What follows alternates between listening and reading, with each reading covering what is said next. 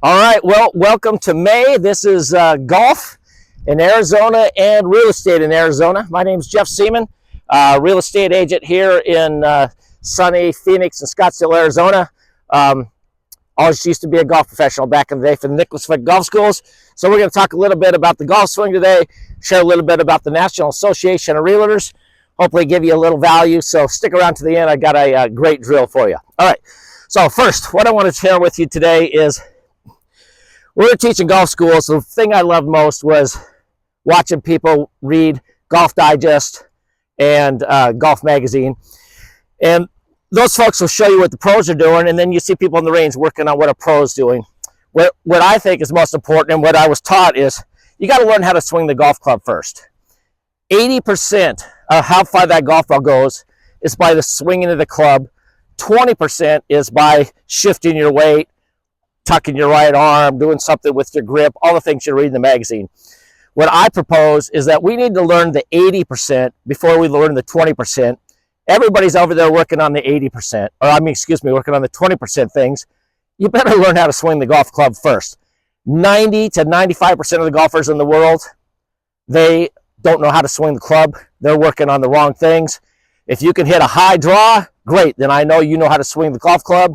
Most of us are hitting a fade. So what I want to do is share with you, prove to you that 80% of the swing or 80% of the distance your ball goes is caused by the learning to swing the golf club. Then I'm going to give you a drill that you can work on. So to prove that, I'm going to take my body out of the swing. I am just going to swing this golf club. I'm going to hit a ball out of a chair for you and show you that I don't need the weight shift. I don't need to worry about taking it low and slow. I need to learn to swing this. If I learn to swing the golf club, then we can work on the other stuff. So let's work on the 80%, right? Instead of the 20%. All right, here we go. So we sit down in the chair. I'm going to swing this golf club, try to hit the ball. I would think this will go about 210.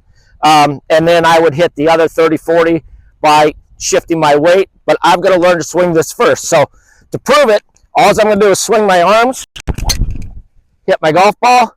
That went about 200 yards.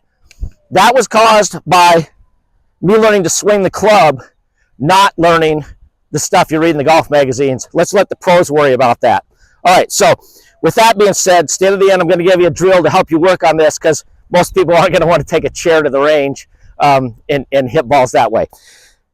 Talk a little bit about the Arizona and the real estate going on. So we've got the National Association of Realtors and the lawsuit pending. Now, starting in August, it was January, it's going to be in August now, things are going to change for the sellers and the buyers. So on the seller side, and it's always been this way, but for some reason they pretend it wasn't, you will have paying your agent that lists your home, and you've always offered compensation to someone that brings the home called the buyer's agent. That has always been negotiated.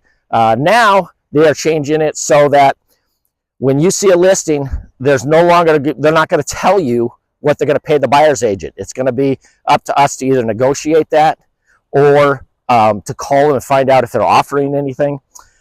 So that's going to change for the seller side. The buyer side, we're going to actually have to take you, if you want to go see houses with me, I'm going to have to make you sign a form that says, I'm either going to get paid X amount from you or the seller. So that's going to be different from the buyer's side. The thing that's crazy to me, and this is just my opinion, is that if you're a seller, you're probably going to want to offer something to get someone to bring somebody home. No one's going to do it for free. There's going to be negotiations going on, not only for the purchase of your home, but now for compensation. So it's actually going to get more technical, more difficult. And I think, and personally, in my opinion, you're going to want someone that knows exactly what's going on and that's paying attention in the market versus hiring someone's brother or cousin. I think the number of realtors is going to go down, and it's going to be more of a professional situation. That they're going to have to negotiate that, because you as a seller may say, hey, I don't want to offer any compensation to the buyer's broker. Let them worry about that. Someone comes in to buy your home, they don't have an agent. Who's going to write that contract? Well, let's say your agent writes it. Guess what? Your agent just became dual representation. Now they're also representing the buyer. You don't want that. You wanted them to represent your interests. So that's going to complicate things. And then also for the buyer's agent, They may sign that say they're going to get paid 2-3% commission. Seller's not offering anything, so now they're on the hook for that. They got a down closing cost. They've got to pay down payment. They don't want to pay that either, so that's going to be negotiated. I think we're going to enter a world where things are going to change, where we're going to have more lawsuits, and also probably for 6 to 8 months, it's going to be the wild, wild west out there. So just make sure, whether it's with someone like us from Ironwood Fine Properties, Jeff Seman, or if you're using your agent, make sure you got someone that is up to date, literally to the day, what's going on in the real estate market. Okay, with that being said, let's go ahead and give you a drill that you can do. And I suggest you do this in the morning when you're warming up. And it's called the left foot, right toe drill. And it does the same thing that we just did, but you don't need a chair.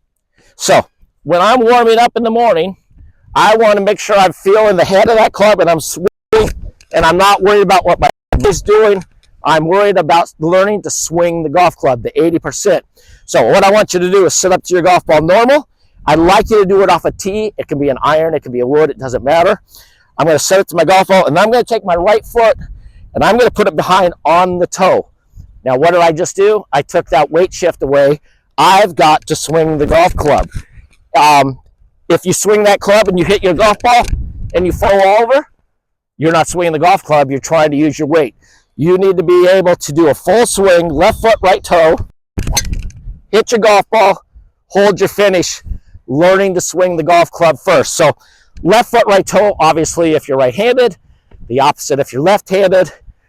Thank you for watching this Golf in May. You can hit subscribe, like, all that good stuff. All my information to contact me for real estate or any questions, or if you'd like to see something in a future video, let me know. Thank you so much. We'll see you on the next video.